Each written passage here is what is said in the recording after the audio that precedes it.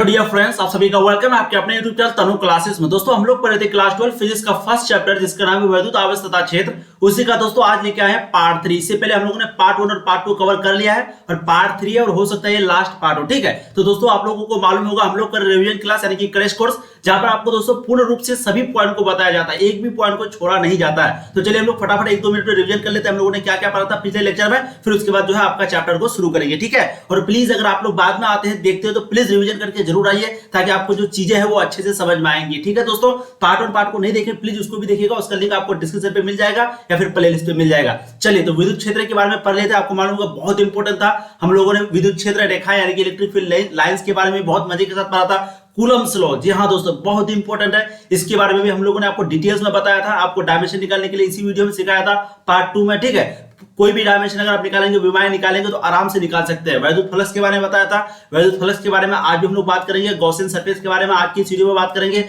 ठीक है, बहुत इंपॉर्टेंट आज का लेक्चर होने वाला है, तो चलिए फटाफट इसको जरूर देखना है। विद्युत आवेश का वितरण, डिस्ट्रीब्यूशन ऑफ चार्ज, कैसे कैसे बांटा जाता है चार्ज को, इसके बारे में भी हम लोगों ने पिछले वीडियो में बात किया था। ठीक है, चलिए तो आज का जो टॉपिक है काफी इंपॉर्टेंट होने वाला है। इसमें हम लोग पढ़ेंगे आज क्या क्या दोस्तों, आज आपका पढ़ेंगे पार्ट 3, जैसे कि यहाँ पर देखिए हम लोग पढ़ेंगे विद्युत द्विध्रुव यानी कि इलेक्ट्रिक डायपोल पढ़ेंगे। फिर उसके बाद दोस्तों आपका पढ़ेंगे हम लोग आज जो कि बहुत इंपॉर्टेंट होगा आज का लेक्चर के लिए, Gauss theorem and its application. जी हाँ दोस्तों, गॉस थ्योरम के बारे में पढ़ेंगे। आपको मालूम होगा गॉस थ्योरम के बारे में 1-2 क्वेश्चन रहता ही है। तो चलिए शुरू से शुरू करते हैं। आज हम लोग सबसे पहले द्विध्रुव यानी कि इलेक्ट्रिक डायपोल के बारे में पढ़ लेते हैं, जो कि बहुत इंपॉर्टेंट टॉपिक है, शॉर्ट क्वेश्चन में आपका पूछा जाता है। देखिए विद्युत द्विध्रुव यानी कि इलेक्ट्रिक डायपोल, दो समान और विपरीत आवेशों की व्यवस्था जो कुछ छोटी दूरी के साथ अलग होती है उसे विद्युत द्विध्रुव कहते हैं। अब आप लोग बोलेंगे छोटी दूरी ये क्या है, दो समान विपरीत ये क्या है। देखिए सबसे पहले तो पॉइंट लेते हैं, Q1 हो गया, यहाँ पर एक Q2 हो गया। ठीक है, सबसे पहले बात यहाँ पर कहा गया है कि समान, समान का मतलब क्या हो गया, दोनों का वैल्यू सेम होना चाहिए, दोनों का वैल्यू सेम होना चाहिए, यानी कि Q1 भी Q होना चाहिए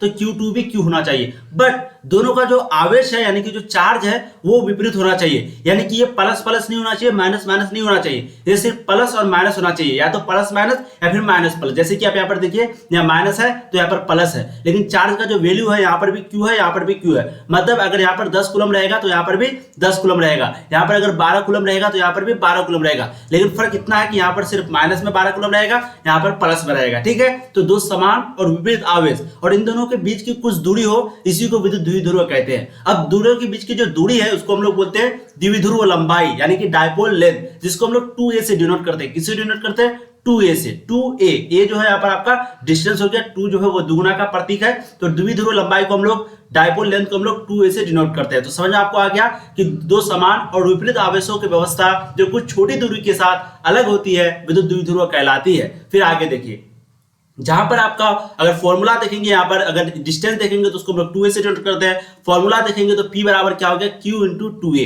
Q क्या हो गया, आपका चार्ज हो गया, 2a जो है वो दोनों चार्ज के बीच की दूरी हो गया। अब P क्या होता है, तो P होता है दोस्तों विद्युत द्विध्रुव आघूर्ण, सॉरी विद्युत द्विध्रुव क्या होता है, विद्युत द्विध्रुव आघूर्ण। ठीक है, तो P जो है वो विद्युत द्विध्रुव आघूर्ण होता है, वहीं पे Q जो है वो चार्ज होता है, आवेश होता है। ठीक है, आगे देखेंगे हम लोग 2a जो है वो दोनों आवेशों के बीच की दूरी होता है। 2a जो है जैसे कि मैंने आपको बताया Q1 और Q2 के बीच की दूरी को हम लोग 2a से डिनोट करते हैं, इसलिए यहाँ पर बोलेंगे QA जो है वो दोनों आवेशों के बीच की दूरी को डिनोट करता है। अब आगे अगर देखेंगे तो विद्युत द्विध्रुव आघूर्ण का मात्रक कूलम गुना मीटर यानी कि कूलम मीटर होता है, जो कि बहुत इंपॉर्टेंट पॉइंट है, आप लोग को यहाँ पर समझना चाहिए। फॉर्मूला विद्युत द्विध्रुव आघूर्ण का मात्रक क्या होता है, कूलम मीटर। कूलम जो है वो आपका चार्ज हो गया, जैसे कि फॉर्मूला हम लोग जानते हैं Q इंटू 2a। Q किससे, यानी कि चार्ज को हम लोग डिनोट करते हैं कूलम से, और 2a को डिनोट करते हैं दोस्तों हम लोग किससे, 2a को डिनोट करते हैं मीटर से, क्योंकि कोई भी दूरी हो उसको हम लोग मीटर से डिनोट करते हैं। ठीक है, तो कूलम मीटर हो गया आपका क्या, मात्रक। अब देखिए यूनिट हो गया। अब देखिए विद्युत द्विध्रुव आघूर्ण की विमा, मैंने आपको बताया था कोई भी विमा हो आप आराम से निकाल सकते हैं। यहाँ पर आप लोग को देखिए निकाल के बताते हैं ताकि आप लोग का एक प्रकार का रिवीजन हो जाए। ठीक है, द्विध्रुव आघूर्ण की कोई भी चीज का विमा निकालने के लिए, कोई भी चीज का डायमेंशन निकालने के लिए सबसे पहले आपको उसका फॉर्मूला आना चाहिए। तो देखिए इसका फॉर्मूला क्या है, सबसे पहले हम लोग देखते हैं। तो यहाँ पर फॉर्मूला कुछ इस प्रकार है, Q इंटू 2a। Q जो है वो क्या है, चार्ज है। Q क्या है, वो चार्ज है, CHARG चार्ज। ठीक है, यानी कि आवेश। और 2a जो 2 तो है कांस्टेंट, तो कांस्टेंट का कभी विमा नहीं निकलता, तो 2 को छोड़ देंगे, a को लेंगे। a क्या है यहाँ पर, a है दोस्तों वो एरिया। ठीक है, a जो है वो एरिया है। अब चार्ज को हम लोग डिनोट किससे करते हैं, IT से डिनोट करते हैं। चार्ज को किससे डिनोट करते हैं, IT से, और एरिया को किससे डिनोट करते हैं, L से। किससे करते हैं, L से। लेकिन एरिया बराबर जो होता है वो 2r होता है, मतलब कि एक r और एक r, 2r, तो 2r रहेगा तो यहाँ पर 2l देंगे। ठीक है, तो अब बताइए इसको हम लोग कैसे ऐसे लिख सकते हैं, इसको ऐसे लिख सकते हैं, यहाँ पर ध्यान से देखिए M0, उसके बाद आपका हो गया L2 I, पहले T उसके बाद I, क्योंकि ये फॉर्मेट होता है तो सबसे पहले MLT उसके बाद लास्ट में I या फिर A। आई ए दोनों दे सकते हैं क्योंकि विद्युत जो होता है उसको हम लोग ए से भी डिनोट कर सकते हैं और आई से भी, ठीक है। तो यहाँ पर देखिए M0 हो गया, कुछ नहीं है तो M0, L यहाँ पर 2 हो गया, L2, और यहाँ पर T जो है वो आपका T ही रह गया क्योंकि यहाँ पर T IT और I 1 है तो I1 यहाँ पर दे देंगे, ठीक है, और T1 है तो T वहां पर 1 दे देंगे। तो आपको चीजें समझ में आ गई कि M0 L1 T1 A1, ठीक है। बहुत इंपॉर्टेंट पॉइंट है, इसको आप लोग समझिए। विमान निकालना बहुत ईजी बात है, बस आप लोग थोड़ा सोचते ज्यादा है। तो कोई भी चीज का विमान निकालने के लिए दोस्तों बहुत इजी होता है, यानी कि डायमेंशन निकालने के लिए बहुत इजी होता है, बस बशर्ते आपको डरना नहीं चाहिए, ठीक है। पहले क्या कर दीजिए, आप फॉर्मूला लिख दीजिए। फॉर्मूला हम लोग यहाँ पर Q2A लिख दिए। अब भाई Q है आवेश, आवेश का होता है IT, और 2A एरिया, एरिया का होता है L2, IT L2। अब सही फॉर्मेट जो होता है वो MLT होता है, MLT उसके बाद I, ठीक है। तो M यहाँ पर कुछ नहीं है तो 0 है, L यहाँ पर 2 है, T वहां पर 1 है और I यहाँ पर 1 है, तो यही चीज यहाँ पर दिखा गया है, ठीक है। तो विमा जो हो गया M0 L1 T1 A1, ये विद्युत द्विध्रुव आघूर्ण की विमा होती है, डायमेंशन होती है। और ये क्या होती है दोस्तों, सदिश राशि होती है, यानी कि वेक्टर क्वांटिटी। ये चीज को ध्यान रखेंगे, विद्युत द्विध्रुव जो है वो क्या है, सदिश राशि है, वेक्टर क्वांटिटी है, ठीक है। इसको ध्यान रखिएगा, क्वेश्चन पूछा जाता है ऑब्जेक्टिव में। अब आगे देखिए, भूमध्य रेखा, इक्विटोरियल लाइन, इक्विटोरियल लाइन यहाँ पर एक ही लाइन होगा। तो भूमध्य रेखा क्या होता है इसको समझते हैं। वह सीधी रेखा जो किसी विद्युत द्विध्रुव की अक्षीय रेखा के मध्य बिंदु से सामान्य रूप से 90 डिग्री होकर गुजरती है, विषुवत रेखा कहलाती है। मतलब यहाँ पर विषुवत रेखा क्यों दे दिया, भूमध्य रेखा देगा ना। तो देखिए सिंपल अगर मीनिंग में हम लोग समझे, यानी कि लंबवत हो 90 डिग्री का कोण कोई अगर बनाए, ठीक है, सीधी रेखा विद्युत द्विध्रुव की आघूर्ण अक्षीय रेखा के साथ अगर वो बनाए 90 डिग्री, बस उसको इक्विटोरियल यानी कि भूमध्य रेखा बोलेंगे, ठीक है। बहुत इजी है, चलिए आगे चलते हैं। यहाँ पर भी वही चीज है, ए इन दोनों के बीच की दूरी को 2a से डिनोट कर दिए, और यहाँ पर देखिए 90 डिग्री, इन दोनों के बीच का कोण 90 डिग्री है, ठीक है। समझ में आ गई बात है। अब चलिए, अब बहुत इंपॉर्टेंट टॉपिक आपका शुरू होने वाला है, गॉस थ्योरम। आप लोग ध्यान से बैठेंगे और प्लीज इसको समझेंगे क्योंकि क्वेश्चन बहुत पूछा जाता है आपका गॉस थ्योरम से। तो गॉस थ्योरम, गॉस के प्रमेय एवं उसके अनुप्रयोग। सबसे पहले सदिश क्षेत्रफल यानी कि एरिया वेक्टर क्या होता है इसको समझिए, क्योंकि इसी का रोल आपका पूरा होता है इस चैप्टर में, इस टॉपिक में। जब किसी वस्तु के क्षेत्रफल को एक निश्चित दिशा में दर्शाया जाता है तब उस क्षेत्रफल को सदिश क्षेत्रफल कहते हैं। यानी कि कोई भी वस्तु का क्षेत्रफल हो, उसको अगर एक निश्चित फिक्स डायरेक्शन, निश्चित दिशा में दर्शाएंगे तो उसको क्या बोलेंगे, उस क्षेत्रफल को बोलेंगे सदिश क्षेत्रफल। फिर सदिश क्षेत्रफल की दिशा जो है वो सतह पर लंबवत होती है, यानी कि 90 डिग्री का कोण बनाती है सतह से। यानी कि जिस टेबल पे आप पढ़ रहे हैं तो वहां पे अगर सतह निकलेगा इसका वेक्टर का तो वो सीधा ऊपर की तरफ जाएगा, ठीक है, आसमान की तरफ। टेबल में आप पढ़ रहे हैं उस टेबल से, तो इसी को कहते हैं सतह से 90 डिग्री का एंगल, यानी कि लंबवत बाहर की ओर होती है। जैसे कि आप लोग यहाँ पर देखिए, ये आपका है यहाँ पर, ये दोस्तों आपका क्या है दोस्तों, ये आपका हो गया कोई सतह, ये भी हो गया आपका कोई सतह, ये भी हो गया कोई आपका सतह। तो यहाँ पर देखिए सब में तो यहाँ पर 90 डिग्री में जो है सारा चीज निकला हुआ है, ठीक है। तो एरिया वेक्टर के बारे में उनको समझ में आ गया। डेफिनेशन आपको यही लिखना है कि क्षेत्रफल की दिशा जो है वो सतह पर लंबवत बाहर की ओर होती है। फिगर को आप लोग समझ जाइए। आगे देखिए, इसका ऐसा यूनिट क्या होता है दोस्तों, तो इसका ऐसा यूनिट जो होता है वो होता है मीटर स्क्वायर। क्या होता है, मीटर स्क्वायर। ऐसा यूनिट जो है वो मीटर स्क्वायर, क्योंकि एरिया बराबर होता है आर, ठीक है। एरिया क्या होता है, उसका जो मात्रक होता है दोस्तों वो मीटर स्क्वायर होता है, क्योंकि हम लोग जानते हैं ए बराबर होता है आर स्क्वायर, एल गुना एच होता है ना फॉर्मूला भाई। एरिया बराबर क्या होता है, एल गुना एच। एल बराबर यहाँ पर आर दिया हुआ, ये भी आर दिया हुआ, तो ये क्या हो जाएगा, आर स्क्वायर हो जाएगा। तो वही चीज यहाँ पर बोल रहा है कि ऐसा यूनिट जो है एरिया वेक्टर का वो मीटर स्क्वायर होता है। इसलिए मीटर स्क्वायर होता है क्योंकि आर स्क्वायर होता है, इसलिए इसको हम लोग मीटर स्क्वायर से डिनोट करते हैं। और डायमेंशन ऑफ एरिया वेक्टर कैसे निकालेंगे, तो फिर से वही बात है, अगर कुछ नहीं है तो M0 हो जाएगा। अगर यहाँ पर L2 है, मतलब 2R है, तो 2R बराबर क्या होगा, L से डिनोट करते हैं हम लोग, यहाँ पर L2 हो जाएगा। और वहीं पे आपका T कुछ नहीं है तो T हो जाएगा 0। ये 3 को लिखना है, तो M0 L2 T0 मैंने आपको सेकंड लेक्चर में भी इसके बारे में बताया था थोड़ा सा, ठीक है। तो ऐसा यूनिट हो गया मीटर स्क्वायर, डायमेंशन हो गया M0 L2 T0। उसके बाद इलेक्ट्रिक फील्ड इंटेंसिटी यानी कि विद्युत क्षेत्र तीव्रता जो है वो हो जाता है E बराबर F/Q।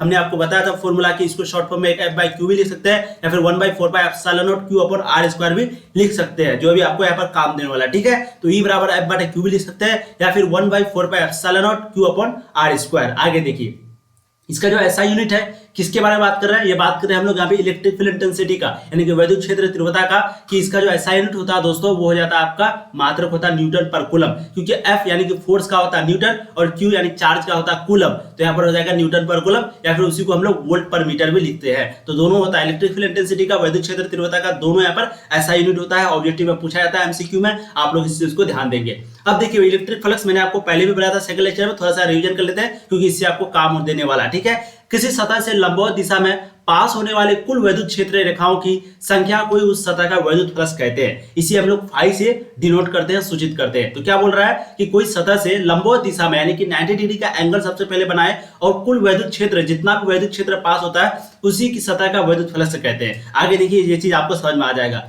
वैद्युत फ्लक्स का मान जो है वैद्युत तीव्रता एवं सदिश क्षेत्रफल ए का अदिश यानी कि गुणनफल के बराबर होता है। मतलब वैद्युत फ्लक्स का जो मान है वो वैद्युत तीव्रता यानी कि ई, इलेक्ट्रिक फील्ड इंटेंसिटी यानी कि ई, और सदिश क्षेत्रफल यानी कि ए, इन दोनों के मल्टीप्लाई, इन दोनों के गुणनफल के बराबर होता है। यहाँ पर देख लीजिए फाई बराबर ई ए cos थीटा, ये आपका वेक्टर क्वांटिटी में दिया हुआ। जब हम लोग इसको हटाएंगे तो इन दोनों के बीच का जो डॉट है यहाँ पर, ये डॉट के बदले यहाँ पर बैठ गया आपका cos थीटा। तो फॉर्मूला क्या निकल गया वैद्युत फ्लक्स का, फाई बराबर ई ए cos थीटा। आगे देखिए जहां पर थीटा जो है वो ई और ए के बीच का कोण है, जैसे कि मैंने आपको बताया ई और ए के बीच का ये क्या हो गया कोण, ये जो थीटा है ये थीटा के बात कर रहे हैं, लेकिन डिनोट हम लोग फाई से करते हैं। ठीक है, ऐसा यूनिट मैंने आपको बताया था न्यूटन पर कूलम मीटर स्क्वायर होता है, मैंने बताया था सेकंड लेक्चर में, आप लोग देख लीजिएगा इसको। और डायमेंशन क्या होता है दोस्तों, तो डायमेंशन जो इसका होता है यहाँ पर दिया हुआ नहीं, लेकिन आपको बता देते हैं, थोड़ा सा फिर से निकाल के आपको दिखा देते हैं ताकि आपको मजा आए। देखिए रटना आपको बिल्कुल नहीं है, रटना तो आपको है ही नहीं। ठीक है, देखिए यहाँ पर थोड़ा निकाल के देते हैं इसका, मैं पहले कलर को चेंज कर लेता हूँ ताकि आपको अच्छे से दिखाई दिखे। ठीक है, देखिए वैद्युत फ्लक्स का सबसे पहले हम लोग फॉर्मूला देखते हैं। फॉर्मूला क्या होता है ई ए। अब ई बराबर क्या होता है भाई, ई बराबर होता है एफ बटा क्यू, और ए बराबर क्या होता है एल स्क्वायर, ए बराबर एरिया, तो एरिया को हम लोग L2 लिख देते हैं डायरेक्ट, इसका डायमेंशन निकल गया। अब एफ का निकालना है, एफ का मैंने आपको याद करने के लिए बोल दिया था, रटने के लिए बोल दिया था कि जब भी एफ आ जाए तो MLT-2 ये निकल गया एफ का, और क्यू का हो जाता है IT, नीचे में जो क्यू है चार्ज है उसका हो जाता है IT, और ऑलरेडी यहाँ पर आपका ये एक चीज दिया हुआ L2। ठीक है, अब यहाँ पर आप लोग बताइए कि MLT-2 है तो नीचे में कुछ नहीं है तो ऊपर में क्या हो जाएगा M1 हो जाएगा, ये L यहाँ पर नीचे में कुछ नहीं है तो ये भी क्या हो जाएगा L1 हो जाएगा। अब I नीचे में है, मतलब कि T ऊपर में पहले -2 है, एक नीचे में T है तो ऊपर जाके ये भी माइनस में हो जाएगा, तो क्या हो जाएगा T-3 हो जाएगा, और ये I जो है ऊपर जाके क्या माइनस में हो जाएगा तो I-1 हो जाएगा। अब यहाँ पर एक L2 पहले से है तो ये क्या हो जाएगा L2 हो जाएगा। ठीक है, अब ये L2 है, यहाँ पर L1 है तो L2 L1 जुड़ जाएगा, तो देखिए तो हो जाएगा M1, यहाँ पर हो जाएगा L3, यहाँ पर हो जाएगा T-3, यहाँ पर हो जाएगा I-1। हमने आपको पार्ट 2 में बहुत डिटेल्स में इस चीज को बताया, प्लीज आप लोग जाके देखिएगा, आपको रटने का जरूरत पड़ेगा नहीं कोई भी डायमेंशन को। ठीक है, तो M1 L3 T-3 I-1 ये आपका निकल गया डायमेंशन यानी कि विमाएं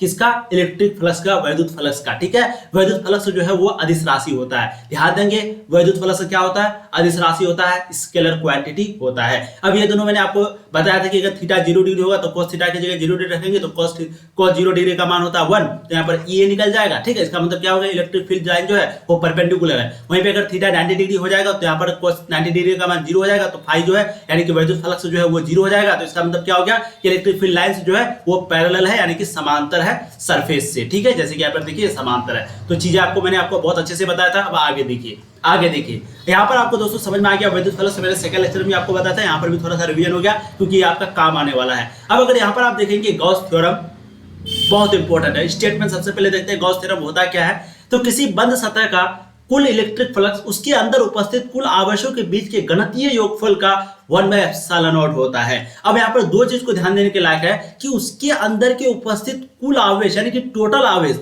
जितना उसके अंदर आवेश होगा, जितना उस गोले के अंदर चार्ज होगा, टोटल आवेश को गुना कर देंगे अगर हम लोग 1/ε0 से, तो ये आपका गॉस थ्योरम हो जाता है। ठीक है, तो कोई भी गोला, कोई भी खोखला गोला, कोई भी कुछ, उसके अंदर का जो फ्लक्स होता है, उसके अंदर का जो चार्ज होता है, उसी को मल्टीप्लाई कर देंगे 1/ε0 से, तो भाई आपका निकल जाएगा गॉस थ्योरम। ठीक है, देखिए यहाँ पर यहाँ पर एक हम लोग गोला लेते हैं, गोला के अंदर अगर चार्ज हम लोग Q ले लेंगे, सिर्फ Q क्या है, टोटल चार्ज कितना है Q, तो फाई बराबर क्या निकल जाएगा Q, तो भाई क्योंकि चार्ज है तो Q गुना 1/ε0, तो यहाँ पर देखिए 1/ε0 गुना Q, क्योंकि Q टोटल चार्ज हो गया और इसका गॉस थ्योरम का नियम है कि 1/ε0 से गुना हो जाएगा, तो फाई बराबर निकल गया Q/ε0। क्या निकल गया Q/ε0। अब फाई E को हम लोग DE यानी कि कभी कभी स्मॉल से भी कर सकते हैं, या फिर integral form of Gauss theorem इसी को बोलते हैं, integral from of Gauss theorem इसी को बोलते हैं। फाई ई को जो है हम लोग DE, फाई ई DE बराबर Q/ε0, जहां पर Q जो है वो बंद सतह के अंदर उपस्थित कुल आवेश है, कुल आवेश यानी कि ध्यान देंगे टोटल आवेश। अभी आपको समझ में आ जाएगा कि ये टोटल हम बार बार क्यों बोल रहे हैं, तो Q क्या है, कोई बंद सतह का, कोई बंद खोखले गोले का बीच का जो टोटल चार्ज है वो Q है, और यहाँ पर आपका ε0 जो है वो क्या है, निर्वात की वैद्युतशीलता, इसका मान कितना होता है, ये ऑब्जेक्टिव में आपका पूछा जाता है, मैंने आपको पार्ट 2 में भी बताया था कि 8.85 × 10⁻⁻12 कूलम स्क्वायर पर न्यूटन पर मीटर स्क्वायर, ये होता है आपका एप्सिलॉन नॉट का मान। कूलम स्क्वायर ये आपका, इस चीज को ध्यान रखिएगा, कूलम स्क्वायर हो गया, यहाँ पर ध्यान से देखिए, 1 सेकेंड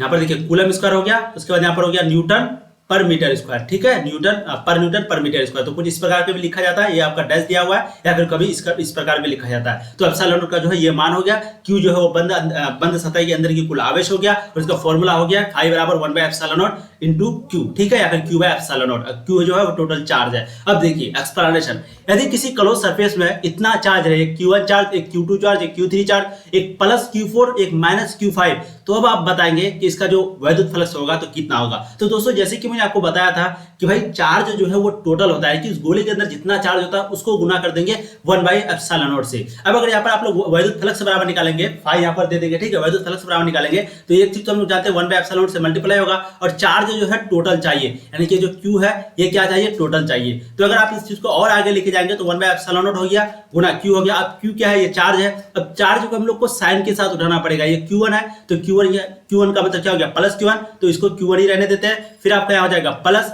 फिर यहाँ पर आपका क्या है Q2 है तो Q2 को हम लोग Q2 ही रहने देते हैं, फिर प्लस Q3 भी प्लस में है तो प्लस में ही रहने देते हैं, फिर Q4 जो है वो भी आपका प्लस में है, लेकिन एक चीज जो है यहाँ पर आपका माइनस में है, वो माइनस Q5, ठीक है। ये आपका रियल तरीका होगा, Q1 प्लस में, Q2 प्लस में, Q3 प्लस में, Q4 प्लस में, लेकिन Q5 जो है वो माइनस में है। आप लोग यहाँ पर देखिए तो सबको जो है यहाँ पर जोड़ देंगे, फिर यहाँ पर बाटा मतलब एप्सिलॉन यहाँ पर लिखा हुआ है, फिर इसको अगर आगे सॉल्व करेंगे तो इसका अगर वैल्यू दिया हुआ रहेगा 10 coulomb, 5 coulomb, 3 coulomb, 4 coulomb, 5 coulomb, तो सबको जोड़ घटा करके फिर जो है आपका टोटल एप्सिलॉन नॉट के बराबर जो है यहाँ पर निकल जाएगा आपका क्या, वैद्युत मतलब कि गॉसियन सरफेस, ठीक है, ये आपका फाई निकल जाएगा, ठीक है दोस्तों। चलिए गॉसियन सरफेस नहीं, मतलब कि गॉस थ्योरम जो है रियल में यही होता है, फाई बराबर क्यू है एप्सिलॉन नॉट। आगे देखिए आपको और चीजें समझ आएगी। यदि बंद सतह के अंदर कोई आवेश नहीं है, देखिए कोई आवेश रहेगा तो उसको हम लोग किससे मल्टीप्लाई करेंगे, क्यू से मल्टीप्लाई करेंगे 1 बाय एप्सिलॉन नॉट से। जानते ही भाई क्यू जो है वो टोटल चार्ज है, और 1 बाय एप्सिलॉन नॉट से मल्टीप्लाई करना पड़ता है अकॉर्डिंग टू, हम लोग अभी किसके बारे में पढ़ रहे हैं, अकॉर्डिंग टू यहाँ पर मैं भी बार-बार गॉस थ्योरम, ठीक है, गॉस थ्योरम, सॉरी, तो गॉस थ्योरम के हम लोग पढ़ रहे हैं, तो गॉस थ्योरम के अनुसार जो है टोटल चार्ज को मल्टीप्लाई कर देंगे 1 बाय एप्सिलॉन से, तो ये आपका निकल जाएगा, ठीक है। लेकिन अगर बताइए कोई चार्ज ही नहीं रहे तो इसका मतलब क्या हो गया, जीरो। अब जीरो को कोई भी चीज से मल्टीप्लाई करेंगे तो क्या हो जाएगा, जीरो ही हो जाएगा ना। कोई भी चीज को जीरो से मल्टीप्लाई करेंगे तो वही है, किसी बंद सतह के अंदर कोई आवेश नहीं है, तब क्यू बराबर क्या हो जाएगा, जीरो। इसलिए हम लोग कह सकते हैं कि फाई बराबर क्यू बाय एप्सिलॉन नॉट, और क्यू जो है जीरो है तो जीरो बाय एप्सिलॉन नॉट बराबर जीरो, इसलिए फाई बराबर निकल गया जीरो, ठीक है। अब यहाँ पर एक डेफिनेशन थोड़ा सा और देख लीजिए। माना कि आर त्रिज्या का कोई गोला है, त्रिज्या क्या है, आर है, कोई एक गोला है जिसके अंदर चार्ज जो है वो क्या है, क्यू है, ठीक है। सबसे पहले त्रिज्या आर है, चार्ज क्यू है, और यहाँ पर गोले का जो डी ए क्षेत्रफल का टुकड़ा का फ्लक्स जो है वो D phi E D A cos theta है। डी फाई ई ए मतलब क्या कि ये फाई बराबर हम लोग जो लिखते हैं ई ए,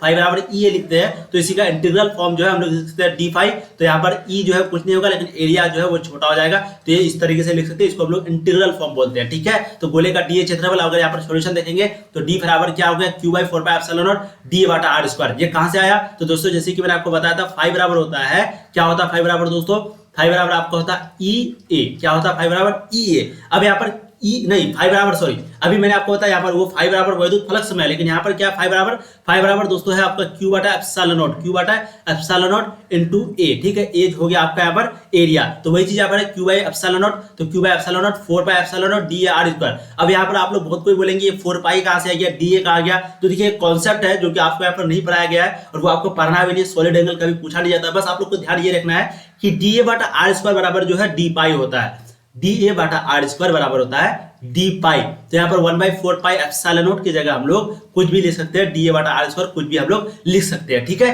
ये चीज को आप लोग प्लीज ध्यान रखिएगा। तो डी ए बटा आर स्क्वायर बराबर डी पाई होता है। अब यहाँ पर डी फाई बराबर निकल गया क्या, Q by 4 pi epsilon not into पाई, क्योंकि हम लोग जानते हैं पाई बराबर जो आपको फॉर्मूला होता है वो होता है डी बटा आर स्क्वायर, यहाँ पर डी बटा आर स्क्वायर है, इसकी जगह हम लोग बैठा दिए पाई। अब इसको अगर निकालेंगे, जब यहाँ डी पाई है, सॉरी यहाँ पर डी छूट गया है, डी पाई, जब हम लोग इसको इंटीग्रल करेंगे तो इधर भी इंटीग्रल दे देंगे, इधर भी इंटीग्रल दे देंगे, और यहाँ पर आपका क्या हो जाएगा, 0 से लेकर के 5 तक हो जाएगा, और यहाँ पर आपका हो जाएगा 0 से लेकर के 4 पाई तक, क्या 0 से लेकर के 4 पाई तक। अब डी फाई को जब हम लोग इंटीग्रल करेंगे तो यहाँ पर 5 हो जाएगा, यहाँ पर 0 हो जाएगा, ठीक है। और यहाँ पर क्या हो जाएगा दोस्तों, तो यहाँ पर Q by 4 pi epsilon not ये कांस्टेंट है तो ये बाहर निकल जाएगा, और ये फाई जो है डी फाई ये चेंज हो जाएगा 0 से लेकर के 4 पाई तक। इसका अगर आगे आप सॉल्यूशन देखेंगे, इंटीग्रेशन है, थोड़ा सा आपको बता देते हैं।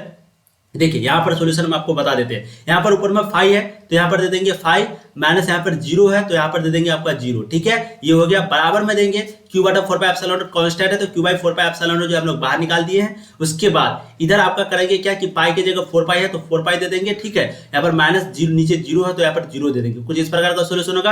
अब 5 माइनस जीरो बराबर क्या हो जाएगा, 5 माइनस जीरो बराबर हो जाएगा 5। फिर बराबर करेंगे क्यू बाई 4πε0 आपका कांस्टेंट में तो क्यू 4πε0 बाहर में ले लेंगे और 4 पाई माइनस जीरो तो जीरो घट जाएगा तो क्या हो जाएगा, ये 4 पाई हो जाएगा। तो कुछ इस प्रकार हो गया। अब यहाँ पर पाई पाई है, 4 पाई है तो 4 पाई और 4 पाई ये कट जाएगा, ये हो गया क्यू बाई एप्सिलॉन नॉट। तो 5 बराबर आपका हो गया क्यू बाई एप्सिलॉन नॉट, जिससे कि प्रूफ हो गया कि 5 बराबर क्यू बाई एप्सिलॉन नॉट हो सकता है। कैसे कैसे प्रूफ की, तो यहाँ पर सिर्फ आपको दो चीज चाहिए था, एक डी ए बटा आर स्क्वायर बराबर डी फाई, ये फॉर्मूला आपको याद रखना पड़ेगा। और फ्लक्स जो है वो हम लोग D phi E D A cos theta लिख सकते हैं क्योंकि ये इंटीग्रल फॉर्म है। इंटीग्रल फॉर्म को हम लोग डी फाई, इधर भी एक डी ले लिए इधर भी एक डी लिए, ऐसे ले सकते हैं। ये चीज को आप लोग ध्यान रखिएगा। ठीक है, समझ में चीजें आ गई, नहीं आई तो आप दोबारा देखिए, आपको समझ में 100% आ जाएगी। अब देखिए गॉसियन सरफेस, गॉसियन सरफेस के बारे में थोड़ा पढ़ते हैं। वह बंद सतह जिस पर गॉसियन का प्रमेय लगाया जाता है उसे हम लोग गॉसियन सरफेस कहते हैं। ठीक है, तो वह बंद सतह जहां पर गॉसियन का फॉर्मूला लगाया जाता है उसको हम लोग क्या बोलते हैं, गॉसियन सरफेस बोलते हैं। जैसे कि गोला हो गया, बेलन हो गया, घन हो गया, घनाभ का सतह हो गया, इन सभी जगहों पर गॉसियन सरफेस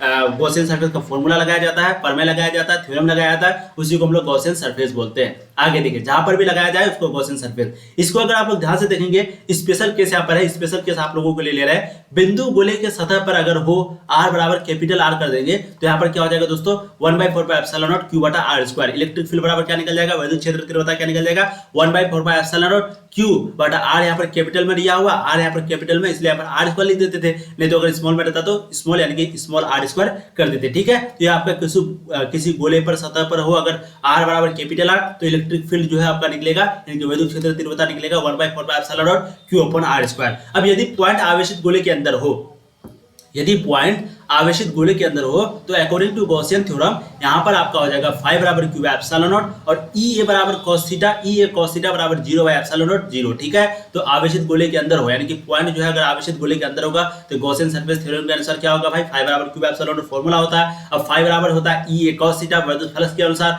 5 बराबर क्या होता है, ई ए cos थीटा, मैंने आपको शुरू में बताया था। और यहाँ पर Q by epsilon naught, Q जो है वो 0 है तो ये हो जाएगा 0, तो ई ए cos थीटा बराबर हो गया 0, ई ए cos थीटा बराबर क्या हो गया 0। अब हम लोग ए cos थीटा की जगह, ए की जगह हम लोग लिख सकते हैं 4 पाई, किसके, सॉलिड एंगल के अनुसार। मैंने आपको शुरू में बताया था। यहाँ पर इस चीज को आप लोग ध्यान देंगे, 1 सेकंड में थोड़ा सा आपको और समझाना चाहता हूँ। देखिए यहाँ पर इस चीज को थोड़ा सा देखिए, कहा गया वो चीज, हाँ यहाँ देखिए, डी ए बटा आर स्क्वायर बराबर डी पाई है तो क्या इसको हम लोग ऐसे ले सकते हैं, डी ए बराबर डी पाई आर स्क्वायर, क्योंकि ये आर स्क्वायर जाकर के इधर मल्टीप्लाई हो जाएगा तो डी ए बराबर क्या हो गया, D pi R square, pi R square, area बराबर क्या हो जाएगा, पाई आर स्क्वायर, जो कि सर्कल का फॉर्मूला होता है। किसका फॉर्मूला होता है, सर्कल का, बिल्कुल पाई आर स्क्वायर फॉर्मूला। तो वही चीज यहाँ पर है, वही चीज सेम टू सेम यहाँ पर आपको उतारा गया है, वही चीज है यहाँ पर सेम। तो एरिया बराबर क्या हो गया दोस्तों, पाई स्क्वायर, यहाँ पर देखिए 4 पाई आर स्क्वायर, क्योंकि यहाँ पर 4 है, सॉलिड एंगल के अनुसार हम लोग लेंगे तो 4 पाई आर स्क्वायर एरिया की जगह लिख दिए, ई जो है आपका ई रह गया और बराबर यहाँ पर 0 दिया हुआ तो बराबर 0 ले लिए। अब यहाँ पर ई बराबर जब निकालेंगे तो ये 0 बाटा क्या हो जाएगा, 4 पाई आर स्क्वायर नीचे में आ जाएगा तो ई बराबर 0, इसलिए इलेक्ट्रिक फील्ड इंटेंसिटी यानी कि वैद्युत क्षेत्र तीव्रता जो है वो 0 हो गया। इसको आप लोग सॉल्यूशन करेंगे, आप लोग को सिर्फ फॉर्मूला इतना याद रखना है कि यहाँ पर ए बराबर जो लिए हैं वो क्या लिए, 4 पाई आर स्क्वायर। ठीक है, इतना चीज आपको याद रखना, 4 पाई आर स्क्वायर ए बराबर होता है, क्योंकि इस स्फीयर का जो फॉर्मूला होता है, आप लोग अगर जानते हो कि एरिया स्फीयर का, गोले का, तो उसका फॉर्मूला 4 पाई आर स्क्वायर ही होता है। वहीं पे अगर सर्कल का, किसी वृत्त का फॉर्मूला होता है कितना, पाई आर स्क्वायर। और जब स्फीयर का लिख लेंगे तो क्योंकि हम लोग जानते हैं 4 को वृत्त मिलके 4 सर्कल मिलकर के एक बनता है स्फीयर, इसलिए यहाँ पर 4 पाई आर स्क्वायर ले लेंगे। ठीक है, चीजें आपको समझ में आनी चाहिए, बस इतना ही बात है। थोड़ा सा डिस्टर्बेंस है, बाहर में थोड़ा सा वॉइस क्वालिटी खराब है। ठीक है, तो यहाँ पर देखिए आपका निकल गया, आवेशित गोले के अंदर अगर हो 5 बराबर क्यू बाई एप्सिलॉन नॉट तो ई बराबर जो है 0 निकल गया। तो आपको कैसे भी दे दे फॉर्मूला प्रूव करना आपको पड़ेगा ई बराबर 0। तो क्या, यदि पॉइंट आवेशित गोले के अंदर हो तो इलेक्ट्रिक फील्ड इंटेंसिटी जो है वो 0 निकलेगा। कैसे निकलेगा उसी चीज को यहाँ पर पता है, बस आपको सिर्फ ये फॉर्मूला आना चाहिए, ए बराबर 4 पाई आर स्क्वायर। और सर्कल का फॉर्मूला होता है क्या, पाई आर स्क्वायर। और आप लोग जानते हैं 4 सर्कल 4 वृत्त मिलकर एक स्फीयर बनता है, इसलिए 4 पाई आर स्क्वायर यहाँ पर फॉर्मूला निकलता है एरिया का। अब किसी खोखले आवेशित गोले के अंदर के प्रत्येक बिंदु पर वैद्युत तीव्रता का मान 0 होता है। और यहाँ पर एक चीज कह दिया कि किसी खोखले आवेशित, यानी कि कोई खोखला अगर चार्ज है, कोई खोखला गोला है उसके अंदर चार्ज है, तो उसके जो वैद्युत तीव्रता का मान होगा, इलेक्ट्रिक फील्ड इंटेंसिटी का जो मान होगा वो आपका क्या हो जाएगा, 0। बस उसी चीज को यहाँ पर आपको प्रूव करके भी बता दी है। ठीक है, आगे देखिए पावर बैंक। जी हाँ दोस्तों, पूरे चैप्टर का पावर बैंक यानी कि पूरा फॉर्मूला आपको अभी यहाँ पर बताया जाएगा। इलेक्ट्रिक फ्लक्स बराबर हम लोग कैसे डिनोट करते हैं, उसको फाई से डिनोट करते हैं। और फाई बराबर क्या होता है दोस्तों, ई ए क्या होता है, ई ई क्या है, इलेक्ट्रिक फील्ड इंटेंसिटी, वैद्युत तीव्रता, ए जो है वो एरिया है। अब इसी को हम लोग ई डॉट जो है, ये डॉट डॉट को हटाने के लिए क्या करते हैं, cos थीटा से करते हैं। तो ये cos थीटा, तो फाई बराबर ई ए cos थीटा, ई ए सॉलिड एंगल का फॉर्मूला मैंने आपको बताया था, डी पाई बराबर डी ए बटा आर स्क्वायर। इस चीज को आप लोग ध्यान रखेंगे। अगर ध्यान नहीं है तो आप लोग ऐसे भी लिख सकते हैं, डी ए बराबर पाई आर स्क्वायर, ऐसे भी कर सकते हैं। या फिर आप लोग यहाँ डी पाई जो दिया हुआ था, ये डी पाई जो दिया हुआ है यहाँ पर डी पाई, डी को हटा देंगे तो ए बराबर आप लिख सकते हैं पाई आर स्क्वायर, ठीक है, पाई आर स्क्वायर। तो सॉलिड एंगल का ये फॉर्मूला होता है, ठीक है। फिर इरेगुलर शेप अगर रहे तो डी पाई बराबर डी ए cos थीटा बटा R square. Direction of area vector जो है वो हमेशा वर्टिकली होता है, ठीक है। और आउटवर्ड ऑफ द सरफेस, तो देखिए कुछ इस प्रकार का आउटवर्ड होता है। देखिए ये एक्स, ये वाई, ये जेड, एक्स को आई कैप, वाई को जे कैप और जेड को के कैप, इस तरीके से इसको पढ़ते हैं। अब ए डॉट बी रहे, वेक्टर में आप लोग जरूर पढ़ेंगे। ए डॉट बी रहे तो जब इसको हम लोग शॉर्ट सही से निकलते हैं, वैल्यू से लिखते हैं, तो ए जो है मैग्नीट्यूड हो गया, यानी कि ए जो है ये हमेशा पॉजिटिव में रहेगा, बी भी हमेशा पॉजिटिव में रहेगा, और ये डॉट हटा इसलिए इन दोनों के बीच में लग गया cos थीटा। जैसे कि यहाँ पर आप लोग देखे थे ई ए था, यहाँ पर डॉट हटा तो यहाँ पर क्या cos थीटा लग गया। उसी तरीके से यहाँ पर है ए बी है तो ए गुना बी हो गया, लेकिन ये cos थीटा कहां से आया, तो क्योंकि ये डॉट यहाँ पर हटा, ठीक है, ये हो गया ए बी cos थीटा। समझ में आ गया। अब अकॉर्डिंग टू गॉस थ्योरम का बराबर क्या होता है, गॉस थ्योरम के अनुसार क्या होता है, फाई बराबर Q upon A, Q upon epsilon not, क्योंकि क्यू जो है वो टोटल चार्ज है और गुना हो जाता है 1 बाय एप्सिलॉन नॉट का, ठीक है। इसलिए यहाँ पर फाई बराबर क्यू बाय एप्सिलॉन नॉट लिख सकते हैं। और यहाँ पर चार्ज जो होता है वो इस क्यू को हम लोग ऐसे भी लिख सकते हैं। अब थोड़ा सा अगर आगे लेके जाएंगे तो हो जाएगा फाई गुना एप्सिलॉन नॉट, तो वही चीज यहाँ पर बता रहा है, क्यू बराबर जो है फाई गुना एप्सिलॉन नॉट भी लिख सकते हैं, क्योंकि भाई उसको इधर उधर चेंज करते रहेंगे हम लोग वैल्यू को। अब एप्सिलॉन नॉट का मान कितना था, प्लीज ये ऑब्जेक्टिव आपका पूछा जाता है, 8.85 into 10 पे पावर -12, ये आपका एप्सिलॉन का मान होता है। इसको डिनोट करते हैं हम लोग कूलम स्क्वायर पर न्यूटन पर मीटर स्क्वायर, या फिर कूलम स्क्वायर, इसको हम लोग ऐसे लिख सकते हैं मीटर स्क्वायर, ठीक है, ये मीटर स्क्वायर हो गया। तो ये हो गया कूलम स्क्वायर पर न्यूटन पर मीटर स्क्वायर, ऐसे पढ़ते हैं 8.85 into 10 पे पावर -12। अब इलेक्ट्रिक फील्ड इंटेंसिटी जो लाइन चार्ज के द्वारा होता है वो ई बराबर निकलते हैं हम लोग, कैसे निकलते हैं दोस्तों, यहाँ पर देख लीजिए फॉर्मूला आपका, ठीक है, ई टू बटा F1 R1 बटा R2, ये रिलेशन है, ये आप लोग को पढ़ाया जाना चाहिए था, लेकिन ये एग्जाम में बहुत कम पूछा ही नहीं जाता। सबसे पहली बार ये शॉर्ट फॉर्म में पूछा जाता है, वैसे न्यूमेरिकल तो आपको बनाना ही नहीं, आपको वो क्वेश्चन पहले बनाना जो कि मिनटों में सेकंडों में बन जाए, ठीक है। लेकिन ये कॉन्सेप्ट आपका है जो सिमिलर दिखाने का, ये मैंने आपको नहीं पढ़ाया है, जो कि आपके लिए इंपॉर्टेंट है, इसलिए इसको नहीं देखेंगे। यहाँ पर चार्ज स्पेयर देंगे तो 1/4 बाय एप्सिलॉन नॉट क्यू बटा आर स्क्वायर, अगर पॉइंट जो है वो लाइन आउटसाइड करे वहीं पे 1/4 बाय एप्सिलॉन क्यू बटा R square, capital R square, जब पॉइंट लाइन करे सरफेस पर करे तो क्यू बटा आर स्क्वायर एप्सिलॉन नॉट, वहीं पे आउटसाइड करे तो 1/4 बाय एप्सिलॉन क्यू बटा आर स्क्वायर स्मॉल में, ठीक है। ई बराबर 0 रहेगा तो इसका मतलब क्या हुआ, इनसाइड ऑफ द स्फीयर। अगर ई बराबर 0 रहेगा तो पॉइंट जो है वो कहां पर है, इनसाइड है, यानी कि कहां लाई कर रहा है, कहां पर है दोस्तों, यहाँ पर मैंने आपको अभी तुरंत बताया था। इस चीज को आप लोग समझे कि नहीं, यहाँ पर जो अभी मैंने आपको बताया कि ई बराबर 0 है तो इसका मतलब क्या हो गया, जो पॉइंट है वो गोले के अंदर है, पॉइंट जब गोले के अंदर रहेगा तो ई बराबर क्या निकलेगा, 0 निकलेगा।